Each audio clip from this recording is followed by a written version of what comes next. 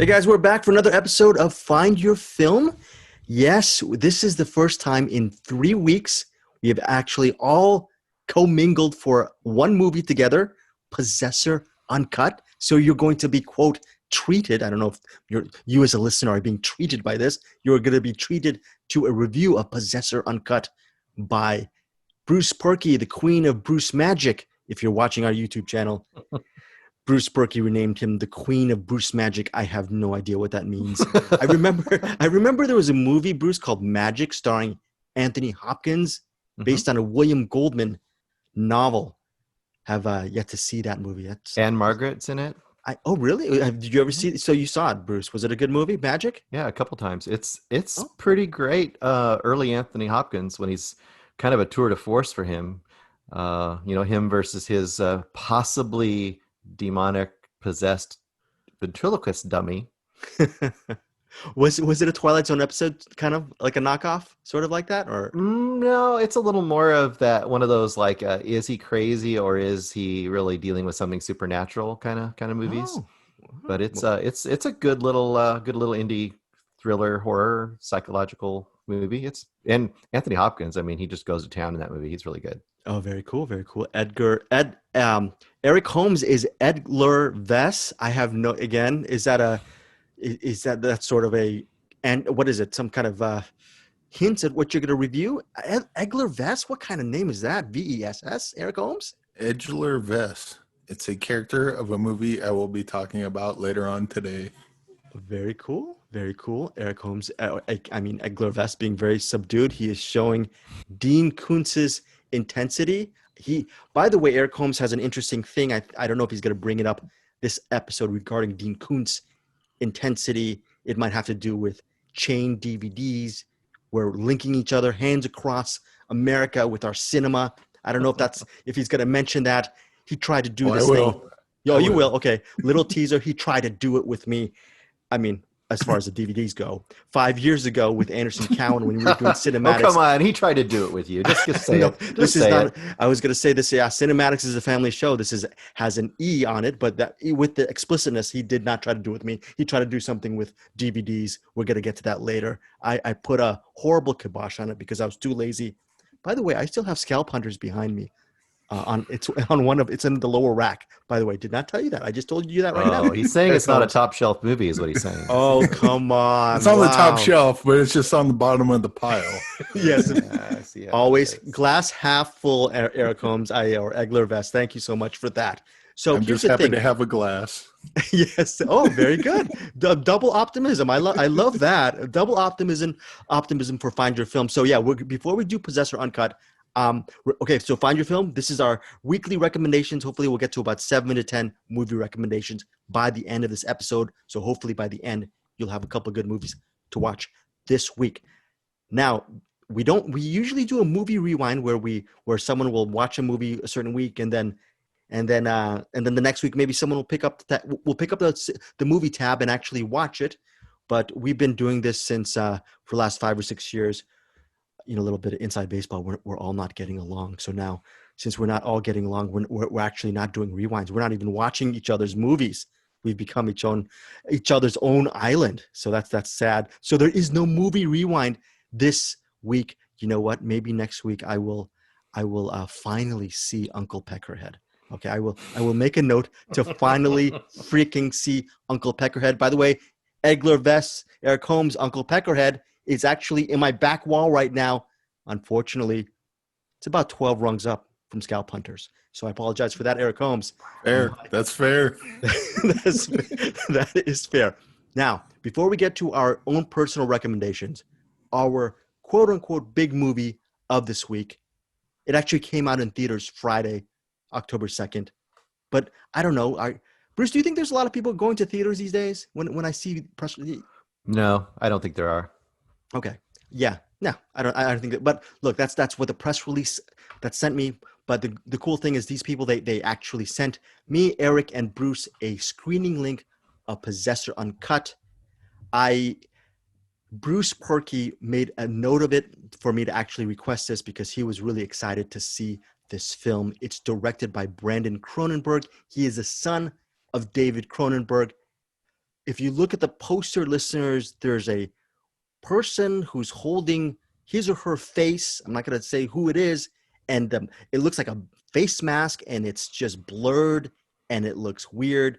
Possessor is spelled with an E without the bars holding the three bar. It's just a weird E and the S's are backwards. It's a weird looking poster and it's a weird movie. Bruce, you were the one who wanted us to see this film. Were you pleasantly surprised? Did you know that it was going to be awesome, or were you slightly disappointed?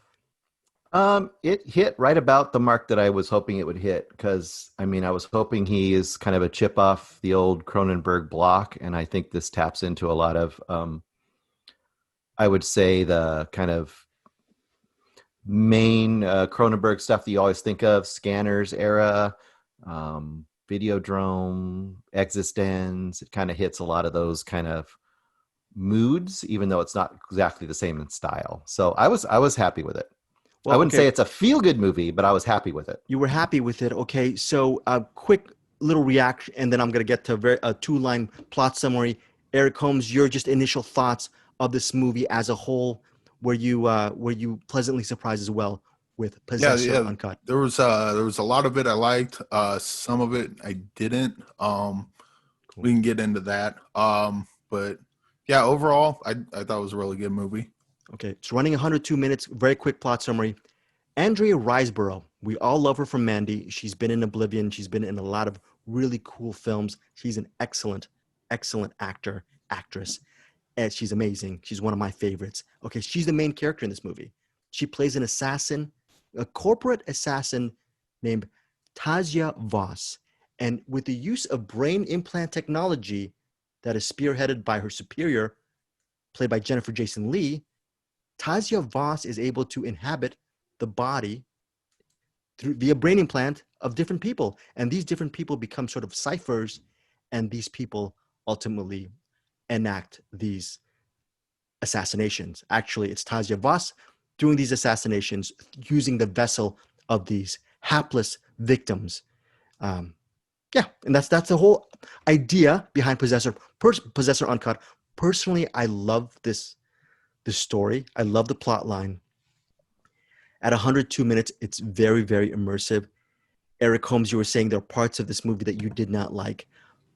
I ultimately would recommend Possessor Uncut. Okay, my only problem with Possessor Uncut is Brandon Cronenberg. He comes up with a good idea, but I still feel like we've been on this Brian De Palma kick for the last several weeks.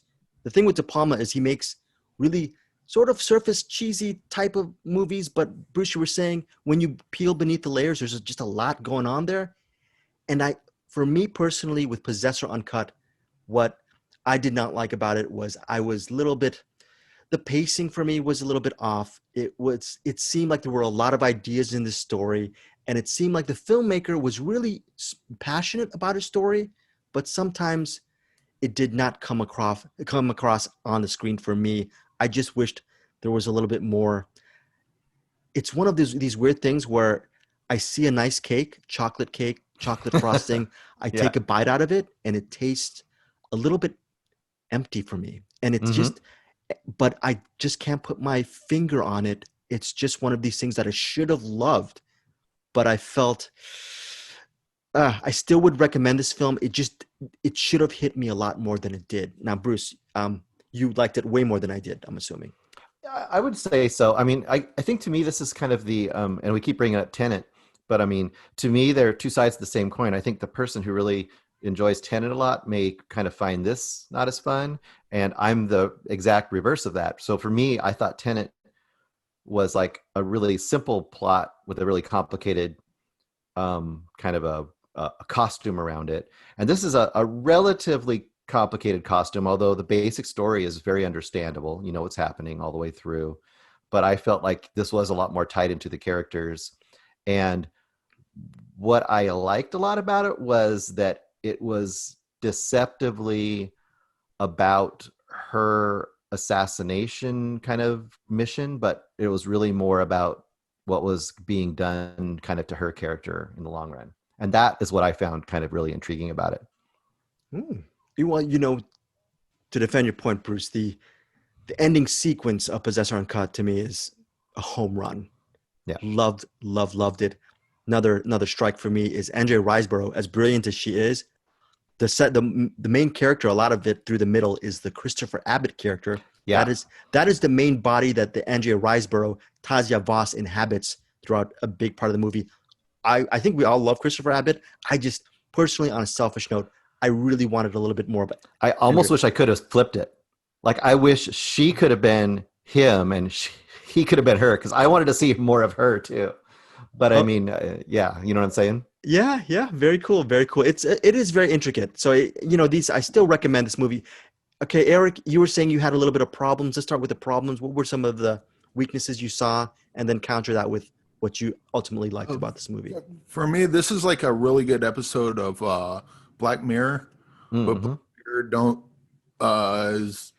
The episodes don't usually run an hour and 40 minutes, and I think this is like the first 20 minutes you can get rid of that for sure, and there's a lot in the middle that there's just too much meandering, and which I'm fine with that in some cases, but with a story as simple as this one,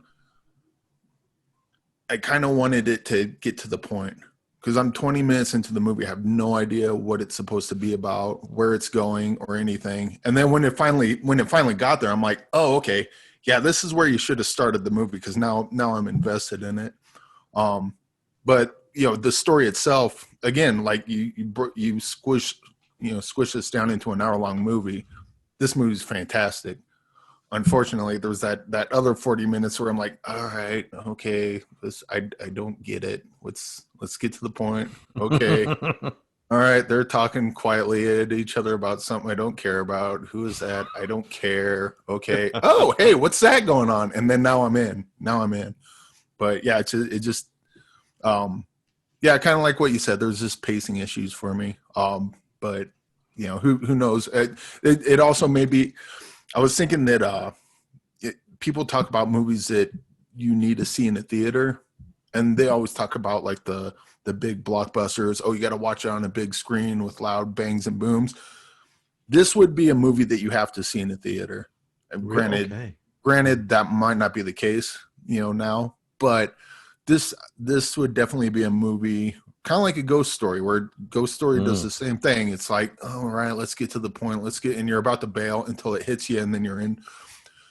I think this movie would benefit from watching it in the theater, because you're locked in. There's kids not screaming. People aren't texting you all the time. There's not distractions. You're just locked into the movie. So perhaps if I saw this movie in a theater, my issues with it would probably not be so pronounced, I don't think. Well, with that said, very cool, Eric. So Bruce, Eric and I took a couple of critiques on this movie, but ultimately, I think, Eric, I can speak for you. You would still recommend this movie to watch? Oh yeah, definitely. The problems I have with it are just the pacing, and like I said, if you're locked in a theater, maybe I don't even think about that. All right. So with our complaints, Bruce, I just thought about this. Do you think this is one of those movies that merits almost a second viewing, and people may enjoy it once you know the way the equation works? And even if we had problems with the pacing, Eric made a great point. Like, it's an immersive movie. That's what he's saying, that you should see this in the theater. I'm wondering, does a second viewing merit would make that a better experience? Maybe. I mean, I already like it, so I would give it a second viewing to look for some of the things that are happening in there. Maybe or maybe not. I mean, I'm not one that says you have to see something a second time to like it, but if you like it, kind of, a second viewing might elevate it for you, or a distance and going back to it. Personally, I love the first 20 minutes, because to me, it sets up the whole way she does her hits, the whole way it works, the whole way she's cracking, the whole way that she actually violated what she's supposed to do. So on hindsight, that whole opening sequence is showing you something about her. And there's one other thing, and we can't talk about it without spoiling some things, but on hindsight, there's a moment where a character is standing outside of a residence and they're practicing what they're going to say. Yes. And that is repeated later in the movie. And when it's repeated later in the movie, it's telling you why that character is doing that. And on retrospect, it makes me really question an earlier scene and what was happening in that earlier scene. Like Wow. if the person that was doing what we think they were doing was actually doing what they were thinking they were doing. So, but I mean, all that being said, I think what we would all agree on is that there's definitely some really interesting ideas. And it's, I don't know about you guys, but the violence level in this was super visceral and like pretty, I'm glad you mentioned that. yeah, Super pretty in your visceral. face. Yeah, Listeners, one in particular that we absolutely cannot talk about No. towards cannot- the end. we cannot I talk take- about. Oh, go ahead. Oh yes, Eric, you were saying. Go ahead. I was going to say to your point of where where she's I guess spying or mimicking, kind of practicing an impression of the person. That would be an example of a part early on where I'm like, wow, that's interesting. I guess I would like to have seen more of that at the beginning, because that's directly related to what her place in the movie is, what the movie's about. And so when they have little moments like that, I'm really interested in it. When it's just the guy and the girl and getting to know the characters, I'm like, I get it. Yeah, that part was definitely a little tough. Let's move it along. Let's see more of her ramp up to learning how to do the thing that she's about to do. Yeah. Right. And you almost maybe would have set it like a different spot in her, like maybe history as an assassin, like maybe earlier in her history when it's like, or she's almost like a pro, almost a jaded pro who's like kind of almost on the like losing it a little bit as opposed to being new and kind of having to figure out how to do it. So and it's such a, I mean, you mentioned Tenet. I mean, this could easily be a Christopher Nolan movie because it's that kind of you know, that kind of not story but kind of concept, I guess. And it's such a new, I don't know if it's a new idea, but it felt like a new idea, and it would have been interesting. The stuff where the movie kind of drags at the beginning, it would have been interesting to see more of this new idea and kind of get into it a lot quicker than it did, because it's definitely a cool idea and it's an interesting idea. And anytime they focus on that idea, I was in, and every time they cut away from that idea, I'm like, I don't care. Go back to that thing that you were just talking about. I want to see more of that. Well, I will say this: Brandon Cronenberg is. I have not seen Antiviral, the movie he did I think in 2012. Have not seen that. He's definitely a filmmaker to watch right now with Possessor Uncut. What I think all three of us recommend this movie. The thing is, for me, and I hate to do this whole father-son thing. You mentioned David Cronenberg. You mentioned Scanners, Existenz, all that stuff. I wish Brandon, when he did this, obviously the references are Scanners and Existenz and all the body horror stuff. Brandon could have watched American History X a little bit. A History of Violence. He should have seen a history of violence. I wanted it to be a little bit more, and I know this is horrible. This is the De Palma side of me. I wouldn't have minded a little bit more of a pulpy look, like the pulpy noir type of approach. For goodness sakes, Sean Bean plays a corporate dude. When you have Sean Bean in your movie, you gotta pulp it up a little bit, and it stays on a very cerebral level, but it does get extremely violent. So I would highly warn people who, as much as you love thrillers and mysteries, suspensors, and you don't mind violence, this movie really has some really shocking sequence that you'll have to close your eyes or turn your head. And can I mention one more thing? Yeah. The effects in this are fantastic. There's I guess you would call it a transition scene where they kind of use a similar effect that they use in the Raiders of the Lost Ark, but it's in reverse, where they use like wax and they melt it, but they do it in reverse, and it gives this really grotesque looking, but it's it was really inventive use of effects ideas, and it really worked very well in the movie. And every time they did that, I was like, oh, that's cool. Yeah. I'm just glad it's uncut, right? Aren't you glad, Bruce, that we got the unrated version, basically? Yeah. And the only thing about uncut also is we didn't talk about it. We won't talk about it, but the ending violence, also what happens at the end, which Jeez. I mean, he got to give him credit Uh-huh. if nothing else. He went for it, like all the Yes. way at the end. He did Yes. not And stop. yeah, and there's some stuff in there that you would not probably get them to release in a theatrical release unless they did it like this, you know. So Yeah. kudos to that, you know. And you know, sometimes you cross the line and it doesn't make sense to the story. It just becomes a director getting his or her rocks off creatively. Hmm. But what happens at the end Yeah, to me makes absolute sense. And it actually turned the tide for me as far as once he crossed the line and you realize there is a method to that madness, I was on board with Possessor Uncut. I did have, yeah. again, criticisms, but I have this feeling that if I go back and watch it again, and maybe even if Eric Holmes one day watches it in the theater, I think we both might like we both, you know what I'm saying? I have a feeling that me and Eric will be closer to where you are right now, Bruce, after a second viewing. That's just my take on Yeah, Possessor. I would say so for sure. It's definitely a good movie. It's just, you know, and maybe it's like one of those where you watch a movie and you have no idea what it is, and you want to just hurry up and get the movie in your head so you can just get that first viewing out of the way. Now that I got the first viewing out of the way, now I can watch it and like I already know what's going to happen. I already know what this is, so now I can just sit back and go, just bathe in it. Listeners, for the pure, unadulterated review of Possessor Uncut, you can go to Bruce Perky's channel, Rustomire, Rustomire.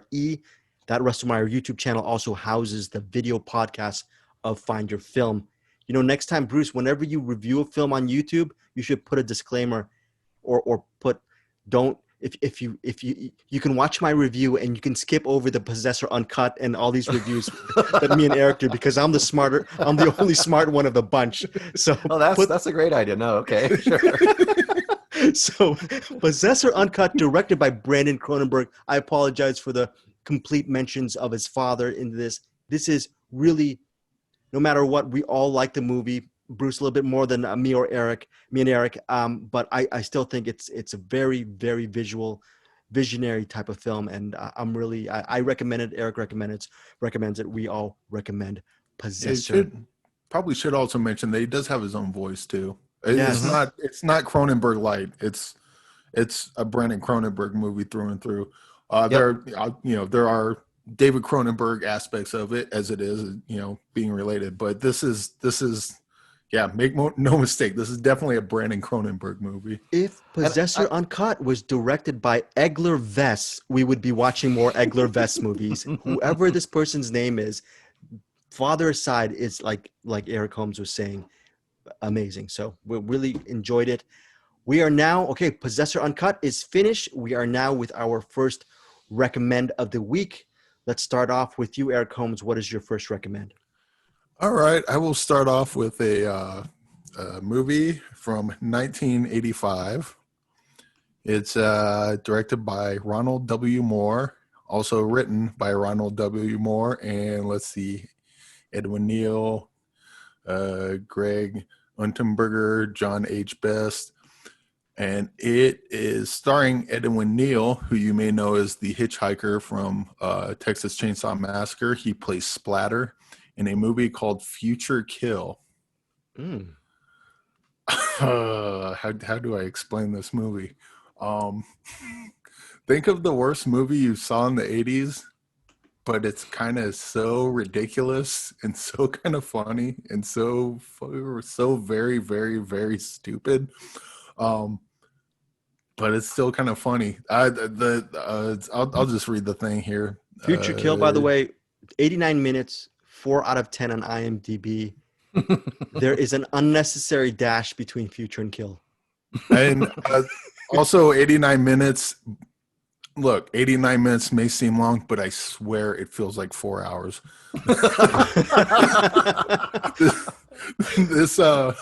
This is, I mean, it's basically, okay, so there's two alien factions, a peaceful faction and Splatter.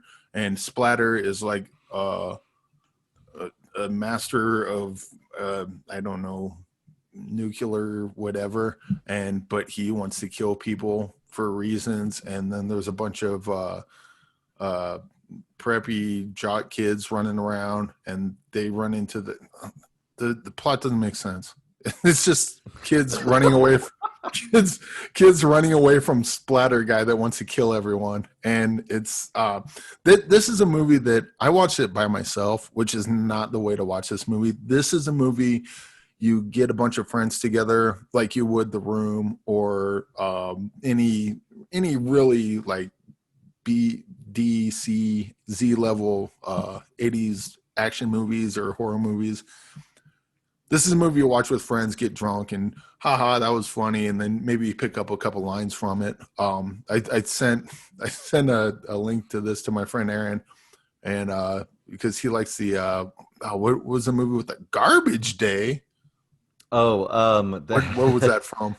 That's from Silent Night, Deadly Night 2. Yeah, I believe. Wow. This movie is a lot like Silent Night, Deadly Night 2, like that level of quality where it's so ridiculous and so bad. I would not recommend this, but I would. Like if you got a bunch of people like, hey, it's coming up on Halloween, let's watch a movie, get drunk, put this in, you guys are gonna love it. Otherwise, if you're by yourself, like I want to watch a cool movie, you're gonna put this in and go, when will this thing fucking end? Wow. Wow. So hi Marks. How did you find? Were you YouTube blind watching? Is that what you were doing? Okay, this one I'm not sure. I thought maybe Aaron recommended it to me, and he said he didn't. And I thought maybe Bruce did, but I don't think so. I only remember the poster with that little hand over the face. I don't think I've seen it. Yeah, maybe that was it, because the poster is H.R. Geiger. Yeah, he made the poster, and it looks like something off of Alien, because H.R. Giger, so makes sense. Right. Maybe I just saw that and said, that looks cool, I wonder what this is, and the movie is nowhere near Alien. we just put that out there right now. But it had a cool looking poster, and it had a silly name, and I figured I'd give it a shot, and I did, and it's trash, but it has its place to where it can be fun, just not by yourself alone in the dark in your room. Probably not the best way to watch this one. Okay, so that is Future Kill, and you said you YouTube it, or you just digital? DVD. What did I watch it on? You probably find it on YouTube or Amazon, I'm sure. Okay, dude, if you're gonna rent this, like have everyone put in the quarter, so you get the collect the $3, and you're all only out a quarter. that or make them buy the beer, and you'll buy the rental. They have to buy. There you go. Something. Pay-per-view horror night. I'll buy the $3 rental. You guys bring the beer and the Cheetos, and then we'll watch Future Kill. So Future Kill, directed by Ronald W. Moore. Future Kill was his only directing credit from 1985. 2 years later, he would end up in a movie called Nadine, 1987, with Jeff Bridges and Kim Basinger. He was not in it. He did not direct it. That was written and directed by Robert Benton, the filmmaker behind a movie that me and Eric Holmes and Bruce kind of likes, Bad Company. And on Nadine, Ronald W. Ronald W. Moore. Company. Music licensing. Remember they're gonna do this, and we're gonna get sued, and we're gonna be hemorrhaging money. Maybe Hardline. We got to get a through line to Hardline, and maybe we'll get the Hardline music to really sponsor what we're doing, because we love Hardline. If Hardline did the music for Future Kill, this movie would be a 10 out of 10. We gotta send it. We gotta send it to that dude, man. That'd be awesome. Let's watch the Future Kill Hardline cut, and then I'm all in. Ronald W. Moore for Nadine was the Cars coordinator for Nadine. Okay, so that is Future Kill, 1985. Sort of a weird recommend from Eric Holmes. I'm glad I heard about it, because I know not to ever watch this movie, and this is weird. But okay, so Bruce Perky, what's your first pick? All right, my first pick is actually it's going to be a movie and a short, both from the festival circuit, and then I promise the other ones are all easily accessible, because I don't want to go crazy on festival circuit stuff. But what I'll say really quickly is, remember, there are still movie festivals going on out there, and they're almost all virtually available, either for free or for purchase. So if you're interested at all in new upcoming movies, you should be looking at what other film festivals are coming up, because there is a lot of awesome stuff you could get that way. So just for people who are hungering for new content, that's something to remember. So the movie that I watched was also another Fantastic Fest movie. It is Indonesian. And if you remember before, I had discussed Impedagore Yes. from Indonesia. Shudder, right? This movie is called The Queen of Black Magic. And it is, or otherwise known as Ratu Ilmu Hitam. That's my best Indonesian impression there. Directed by Kimo Stromboel. And the writer is Joko Anwar, who is the director of Impedagore and Satan's Slave. So Joko Anwar is becoming an Indonesian powerhouse of horror. I'll just give you the idea of it, since people can't see it. Just get it on your radar. Think about it. Be ready for it when it comes out. It's a pretty fun watch. Not as good as Old Man the movie, which I interviewed the directors. Go look at my YouTube. This is basically, the idea is that you have these 3 old friends. They're all probably in their 30s. They take their families back to the orphanage that they came from. They all were orphans and they had been adopted by various families. Now they're grown up. They're going back to the orphanage because the head of the orphanage is basically on his deathbed. And they all are going to go back there to, be with him and, have the family get together and kind of a reunion of friends as well. On the way, it's kind of a trope, but they hit a deer. They stop their car to look at it and they're like, sorry, they hit the deer. They keep going. And then the camera flows over and you see that they also had not really hit a deer. They had hit a young woman and she is dead in the ditch. And that is kind of the beginning of your setup. It is just a fun, gross out, over the top horror movie all the way along. But it has elements of revenge, elements of a creepy person who used to run the orphanage, who may or may not have been into black magic and may or may not be haunting this place, and lots of insanity ensues. And once again, I won't go into great detail on this. If it comes out on a streaming platform, I might revisit it and give you a more of a in-depth idea. But for horror fans, it's a really good, solid horror movie. Indonesia is really putting out quite a bit. It has some really interesting and creepy gore that's specific to Indonesia, with things like giant centipedes crawling into wounds and some pretty pretty creepy stuff. The other thing I'll talk about really quick is a short. And this short. Hold on one second. That film, very twist driven. It's, if you love twists, that's one of those. It's not really a twisty movie, although there is kind of a reveal towards the end of what's actually going on. But it's a little bit of a combination of kind of it's more of a haunted movie, kind of a haunted curse sort of a movie, I guess I would say, where all the people that are going there are slowly getting kind of enveloped by this curse. And as it goes, the story and the reason for the curse unfolds. So that would be the twist part, is the unfolding of the curse, I guess you'd say. Okay, cool. So, and the short, really quick, is by the co-director of The Old Man the movie, but this is not animated. It is called Bad Hair. And I say, the minute you get to see Bad Hair, it's about 10 minutes long, go look it up. It made me squirm in my seat from one scene more than just about any movie I've ever seen. It's a live action movie, no dialogue. So even though it's from Estonia, anyone can watch this movie and totally understand it. It is directed and written by Oscar Lema, who is also, like I said, the co-director of Old Man the movie. It's also out this year. It's also in festivals. Basic concept is this. Leo has kind of locked himself up in his apartment. He's got very thinning hair. You can tell he's not happy with it. He's just received a package of this liniment, and it shows a man with a full head of hair on the package. He opens up the instructions. It's literally 4 pictures. It shows you shave your head. It shows you applying the salve on his hair, putting a skull cap over it, and then having a full head of hair. He follows those steps. Oh, jeez. And what occurs is there is some trauma in there that will make you don't even imagine. If you know who Lucio Fulci is and what he's known for, there's an element of trauma in this that is absolutely out there. There's a little bit of touches of the lonely life of Jordy Verrill from Creepshow, if you remember that one. That was the one where Stephen King just overgrows as like this giant plant, kind of. There's elements of that in here too. It's super high quality, super fun, super tight storytelling, really excellent effects.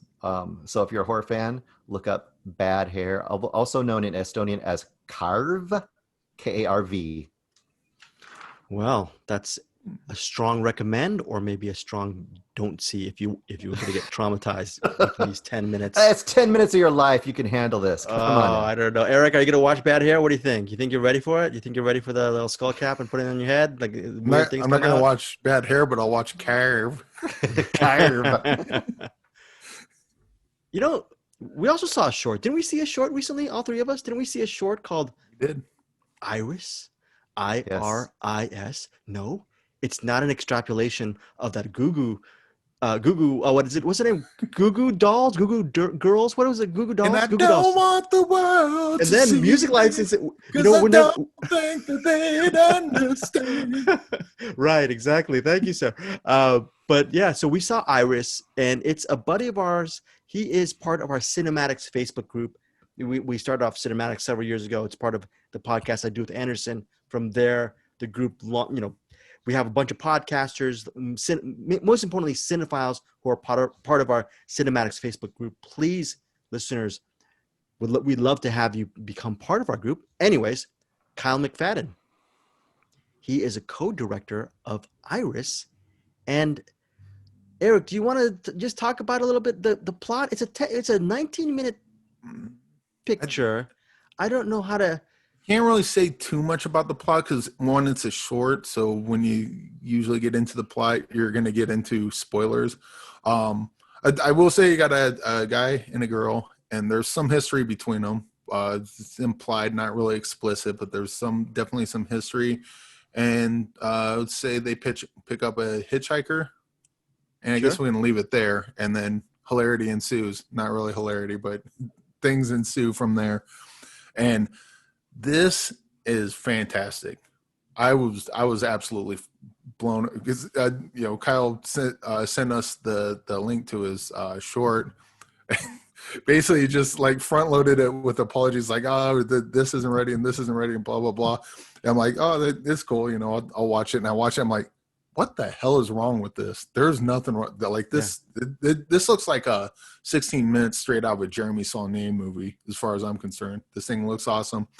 And I hope I don't know what they have planned with this, but I really hope that this is not the end of this story, because the 16 minutes, 19 minutes, however long it was, had me so drawn in that I wanted to see it keep going and see where these characters ended up, and where I would love to see what a feature length version of this movie, not this short stretch out to feature length, but this felt like a opening scene to a feature length movie that I really, really, really wanted to see more of. Yeah, Kyle McFadden, he's a co-director with Andrew Marston, and Kyle immediately said that Andrew was pretty much the DP of this movie. He brought a lot of the visual palette of the film. That said, Kyle sent me a script over a year ago, and all I do is watch movies. I don't have time for anything. So I said, okay, yeah, Kyle, I'll read it. I'll check it out. I read it. I said, well, maybe I'll do it in piecemeal stuff. Front to back, read it, one sitting. Yeah. We're talking about Cronenberg and pacing. One thing that really stood out with this script that Kyle sent me is the pacing in this movie of the story was fantastic, interesting story. And I said, wow, this could be really awesome. And then now, finally, after seeing this short, I go, man, this guy, hopefully he gets representation. I would love to see his work out there. So it's one of these things where you don't know, because we've known Kyle for several years. We know everybody in the group. Everyone just kind of like a friend. And when I think you said, Eric, you were surprised. You were going, wow, I was surprised at how very, very good, excellent Iris is. One of the things, we're going to get to you, Bruce. One of the things I really loved about Iris is, for a short film, there's really not a lot of time to actually make really interesting visual compositions. Maybe the idea of a short is just to get the story out there, make sure get your coverage, tell your story. That's what a short is supposed to do. Show maybe a little bit of talent. But there were a lot of interesting visual moments in this movie that, Eric, you were saying that you wanted to see this maybe as a feature film longer. And one of the reasons why I wanted to see more of this was how interestingly shot this movie was, along with the really interesting story. I wanted to keep on going, just like Eric.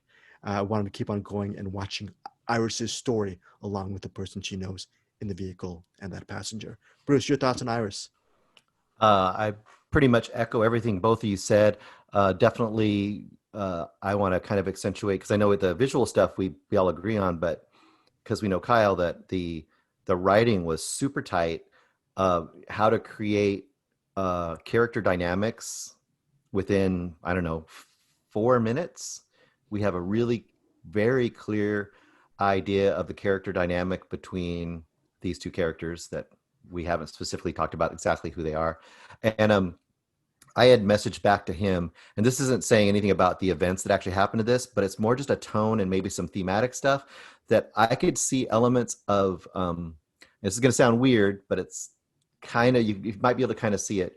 I could see elements of Deliverance in this, believe it or Yes. not. Yes. Yeah. And Definitely. another movie or another short story that I really thought of was So Much Water, So Close to Home. Raymond Carver's story that is one of the short stories in Shortcuts, where a bunch of fishermen go out and find something while they're out fishing and fail to tell anybody about it for a while. I'm not going to elaborate anymore if you don't know what that story is. There are some really interesting thematic elements of gender relationships, as well as age relationships, and as well as responsibility. And that's a lot to pack in a short film. And then there's just some straight up suspense in this too, which is awesome. So Yeah. I guess it being as vague as I can, that's the things that I would bring up. And then I would, as you talked about all the shots in it too, Greg, I would say one thing I loved, there's a couple of, there's a panning shot that's in the back of a Yeah. vehicle. Yes. Oh my Yes. goodness. Love that one. And what it does that I think is super great, and this is to the visual side of it, not the script side of it as much, is it goes from sideways to looking forward while the vehicle is moving forward. And it's just arresting. It's really, really good. So Yeah. Also shooting from the back of the vehicle. mhm. I mean, not without give like Eric, I don't want to give too much away, but there are a lot of shots shot from the back of the vehicle with under lesser hands. This would have been an arbitrary, like some sort of, okay, they decided to do it, whatever. But within the context of this story, it absolutely works on the arresting part. It just fits. It fits. And one last thing, were you all surprised, and once again, I'll be very vague, are you all surprised that a certain weapon that was introduced wasn't used? Yeah.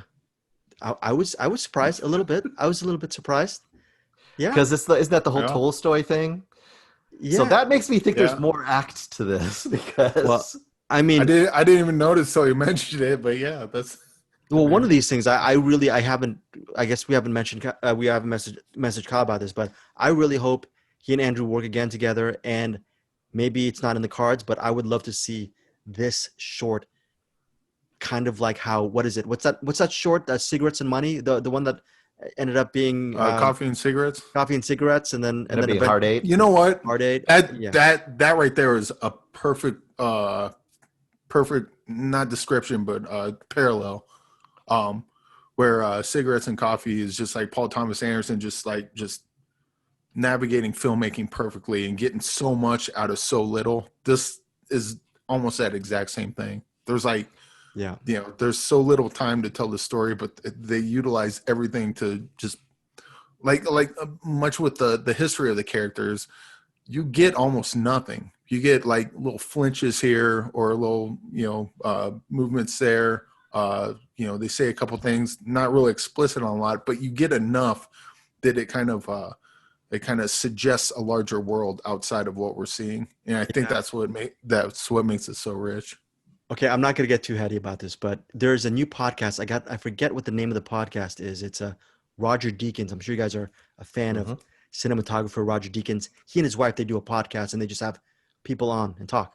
And what's cool about it is Roger Deakins, he's the most quiet person in the podcast because we all know what Deakins is the man, but they have different guests. Brolin was on, Josh Brolin was on recently, and the director of The Vast of Night, Andrew Patterson, was on. Okay, recent, highly recommended. Yes. And what's interesting about this movie was, I think Andrew Martin was actually dropping some truth bombs after watching this movie. He was, and I just learned from Andrew that this movie was shot several years ago, The Vast of Night. Mm-hmm. And when The Vast of Night made the rounds, and he said this in the podcast, with the Deacons podcast, Patterson said he shot this movie, The Vast of Night, to various festivals, Austin Film Fest, all the big festivals. Most of them rejected. Most. Yeah. Can you freaking believe that? And I think he mentioned Slam Dance as one of the reasons why this movie got into a different level. Obviously, it's on a much different level now that it's streaming on Amazon Prime Video.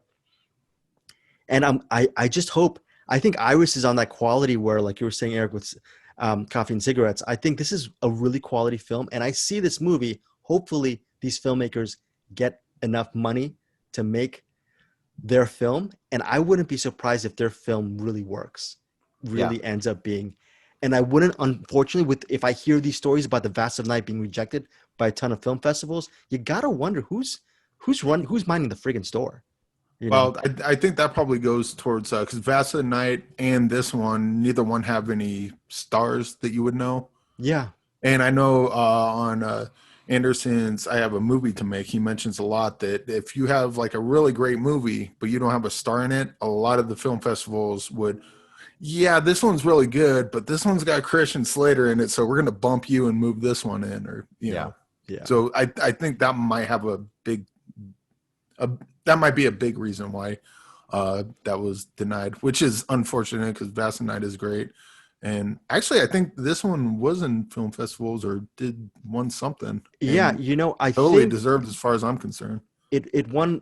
I think it did pretty well in certain film fests, but I think I was suggesting that it did have its share of rejection as well. But it's one of these things where you want the cream to rise to the top, and it's not because Comic Fadden is a friend of our Cinematics Facebook group, but it's really, check out Iris. I don't know when Kyle and Andrew, when they're releasing this short, but when it comes out, follow them on whatever social media handle they're on, because these are filmmakers to watch. Iris, that short. Wow. Okay. Eric Holmes, what's your next one? All right. Well, my next one is my last one, I guess. Your last one. And this one is a 1997 TV movie directed by Yves Simoneau, based on a Dean Koontz novel called Intensity. Now, this was a two-part TV series, and like most TV, the first part was really great, and then they canceled it, and so we never know what this. Just kidding, that's not how this one worked. I heard Glow was canceled today, so I got all butthurt. Oh, I saw that. Damn it. So I have this movie Intensity. If you've seen High Tension, it's the same exact story. This one has a little more backstory with China Shepherd, the main protagonist, and John C. McGinley is Edgeler Vess. He basically stalks his family, kills them, doesn't know that China Shepherd, the friend, is also there. So he doesn't bother looking for her because he wasn't expecting her there. She's hiding under the bed. He goes, kills the whole family, leaves, and China sneaks into his motorhome somehow, and they take off, and the rest of it is her following the killer, and then what happens after that. Whoa, that sounds like a really cool story. It is. And this one is, it's got its TV movie kind of tropes to it. I really liked the book when I read it. The only real, and it's been a while since I read the book, the only real difference I can tell between the book and the movie is there's elk in the book, and in the movie they replace it with the wolves.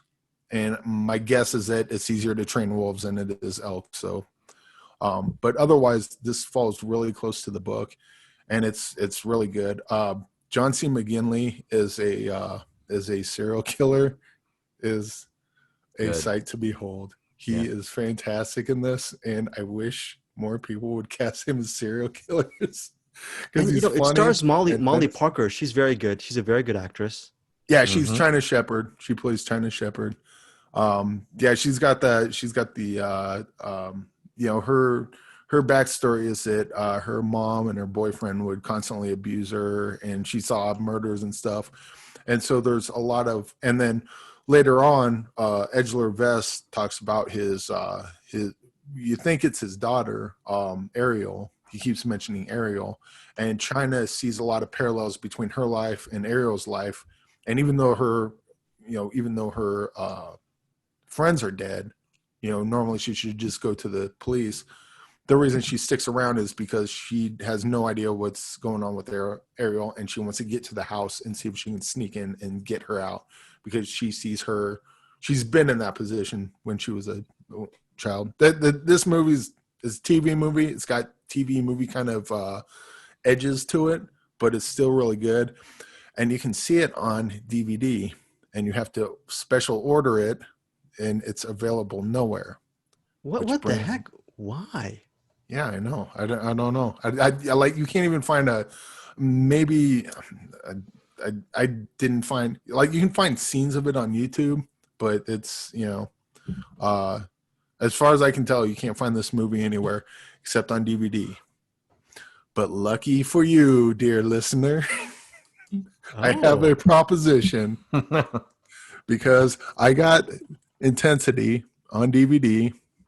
And what I would like to do, and we can try this out and see how it works, I would like to send this DVD to someone. So if you're listening, just comment, maybe send me a direct message through the cinematics or Facebook or something. And I'm thinking maybe give me a mailing address, and I'll mail it out to you. I'll write my name on it, give a quick on the inside of. Hold on. I should have done this before, but I'll do it now. Okay. So on the inside of it, we just got a blank white paper, right? And so I'm thinking I write my name in a quick one sentence saying what I thought of the movie, and then I mail it to you. And then you watch it, whoever the listener hits me up, and I'll mail it to you. You watch the movie, write your name, write a quick one sentence saying what you thought of it. Send it to someone else. Maybe they write their name on it, and so on and so forth, and see if we can get a movie chain letter going. Or maybe not. Maybe I'll send it to someone, and that's cool. Maybe I'll send it to someone, and that's where it ends up. But the only way you can watch this movie is on DVD, and I figure it would be kind of a cool idea if this movie that really doesn't exist but kind of does is just kind of floating around there, and maybe one day it'll end up in your lap. And then you can add to the chain letter. Just an idea, but I think it's a fun idea.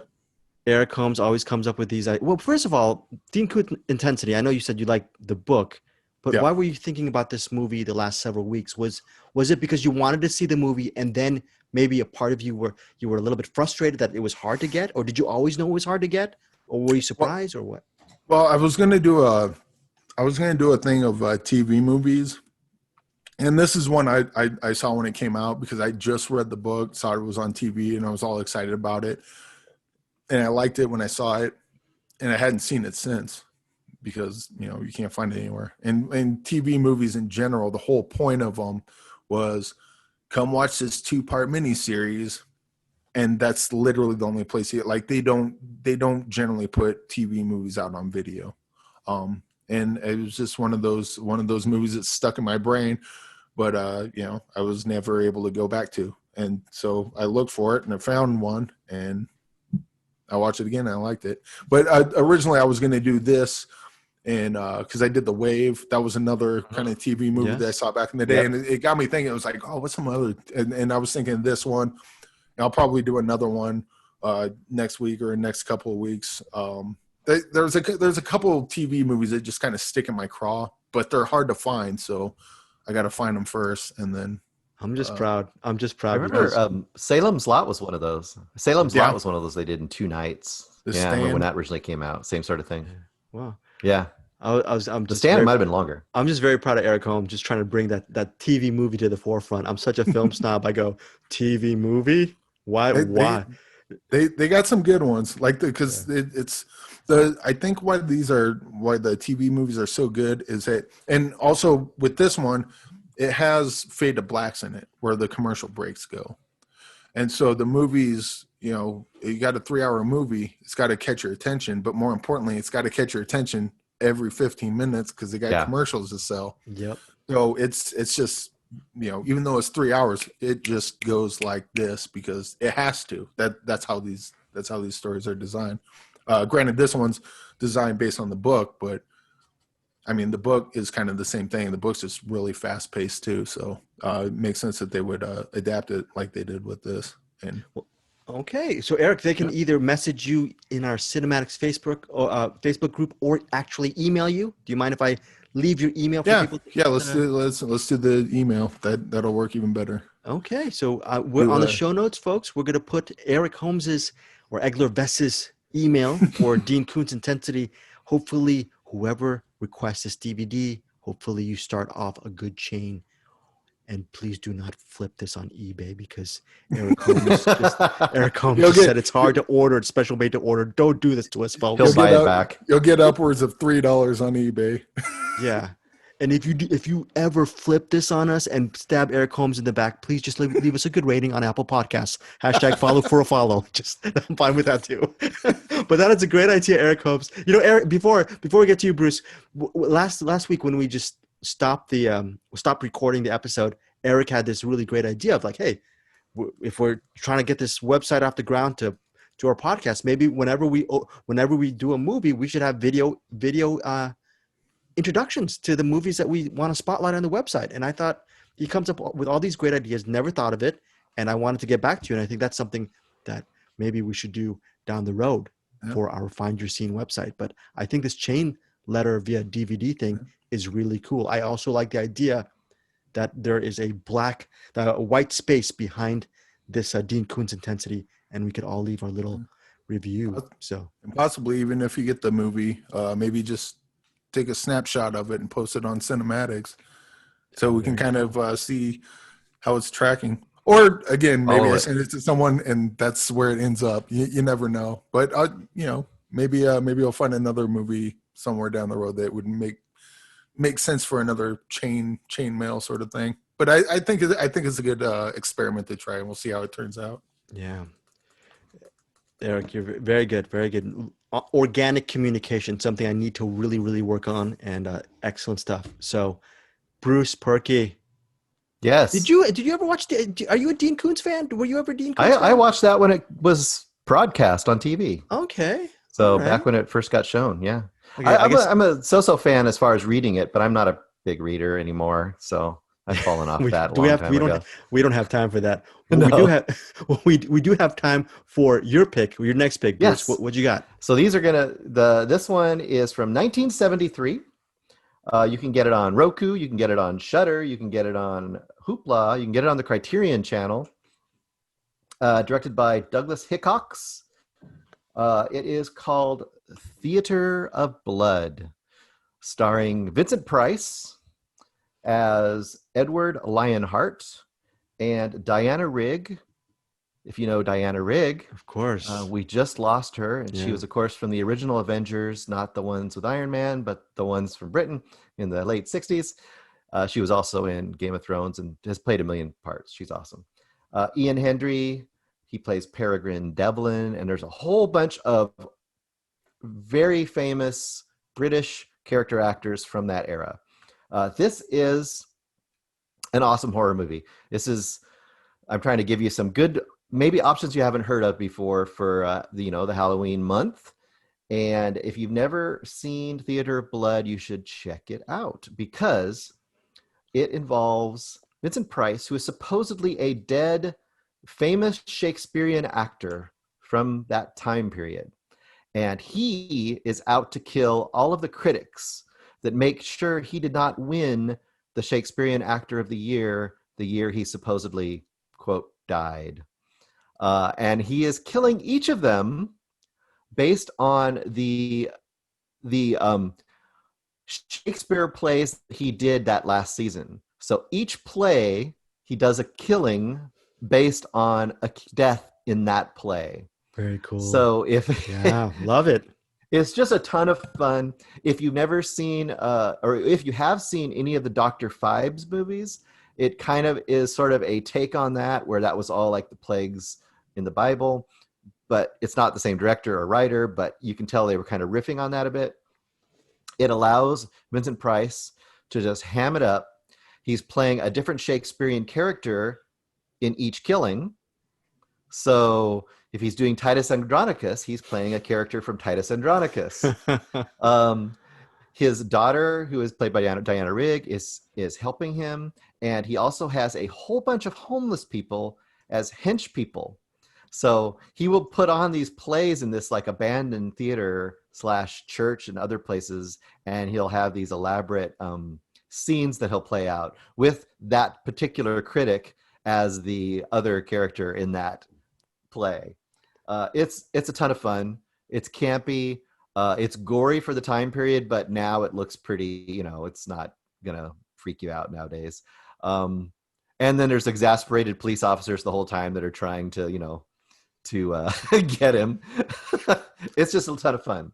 So if you want a really good horror movie from the 70s you've never seen before, you want to see some Vincent Price, really at the prime of his, kind of the end of his great period, which is, pretty much the 60s through the early to mid 70s. This is a great one to look at for. A couple little pieces of trivia too.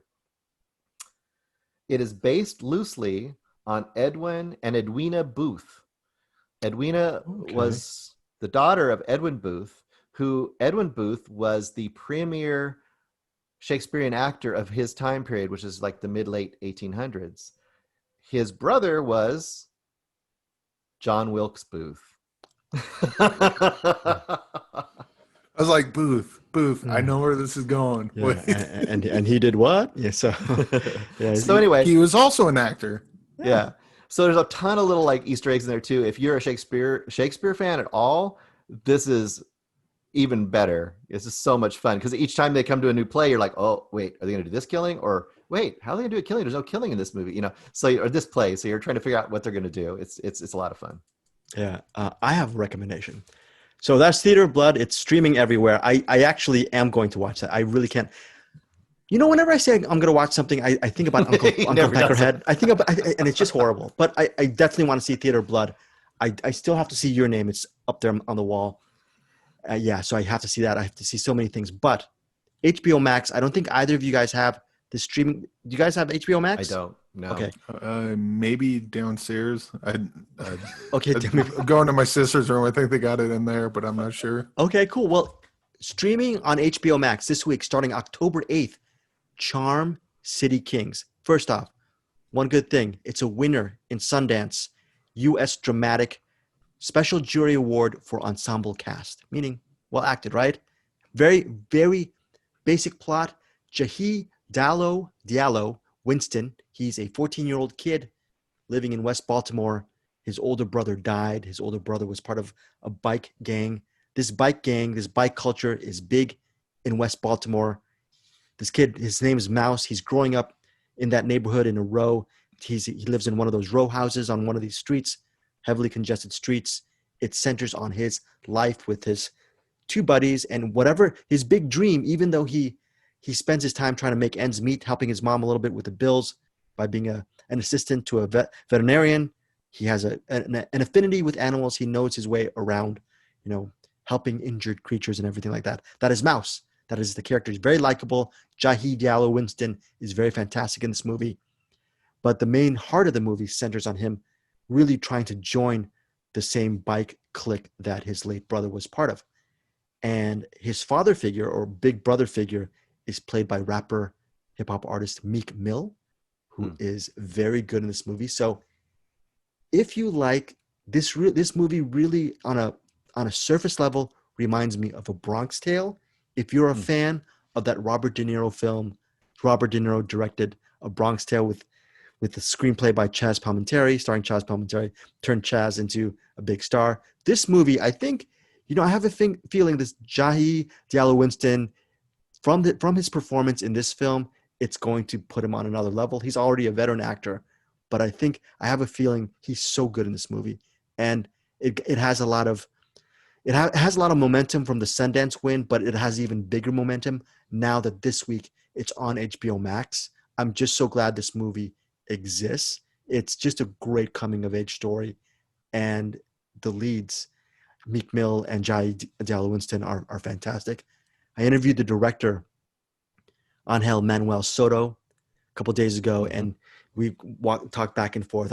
I'm biasly pulling for the movie because he's kind of like one of us. He's a huge cinephile, and I was asking him about his own film influences, and he was talking about watching international cinema. He was mentioning Almodovar, all these guys, and the Dardenne brothers. So he's a huge cinephile. A lot of that cinematic dynamism and actually is mixed in with a lot of naturalistic touches with Charm City Kings. So a high recommendation for me on HBO Max this week. Eric Holmes, you are done with your final recommendations. Bruce, do you have one final recommendation before we go? Or are you washed? Or are you good? I do have one more, actually. Okay, cool. Very cool. It's a good one, especially for movie fans and cinema fans. This is a documentary from 2019 on Shudder and Amazon Prime both. It is called Horror Noir, The History of Black Horror. So super, super fun. If you're a horror fan, this is great.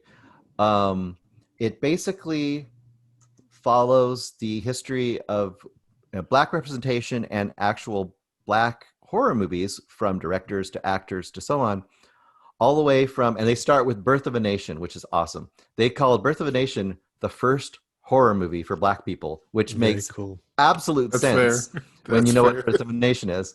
And it's really interesting.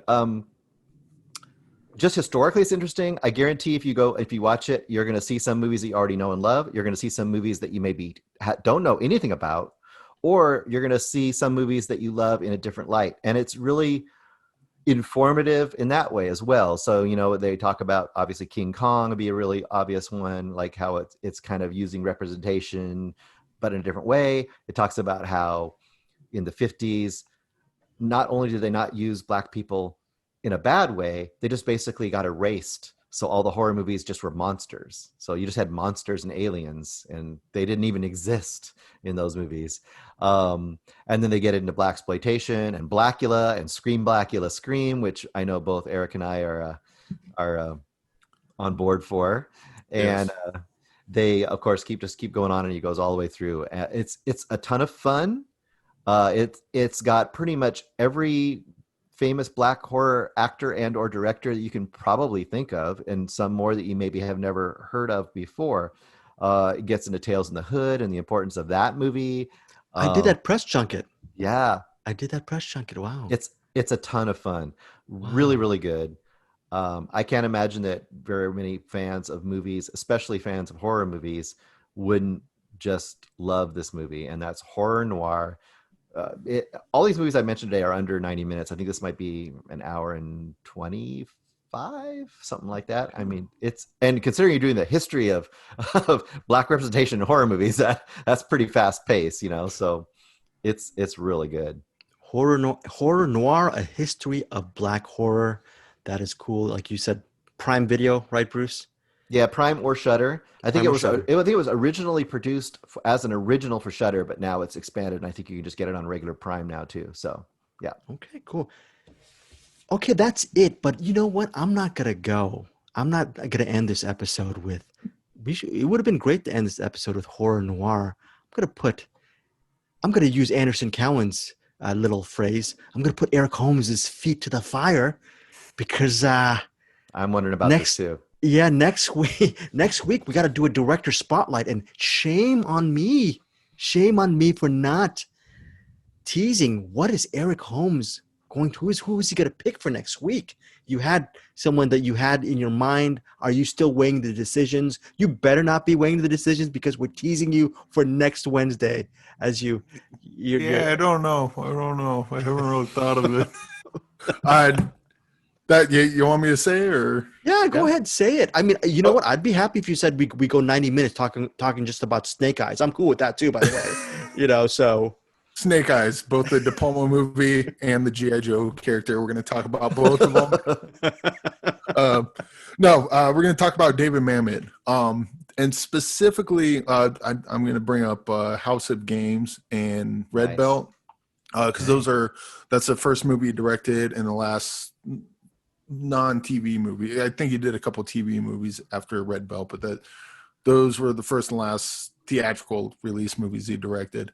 And less about the movies, but I really want to get into, because we all know David Mamet as a writer, and I want to kind of have a conversation about David Mamet, the director, versus David Mamet, the writer. And we'll get more into it on the spotlight, but that's kind of what I'm going for on this one. Well, Bruce, I hope you have a lot to say in that episode because Eric does and I don't because I'm not a good writer and I'm not very literate. So you guys are carrying this. I'm just gonna be a moderator. Emmy, there was this one I interviewed him a couple of times and actually there was this one girl who actually she called him Mr. Mame. Oh no! Oh no!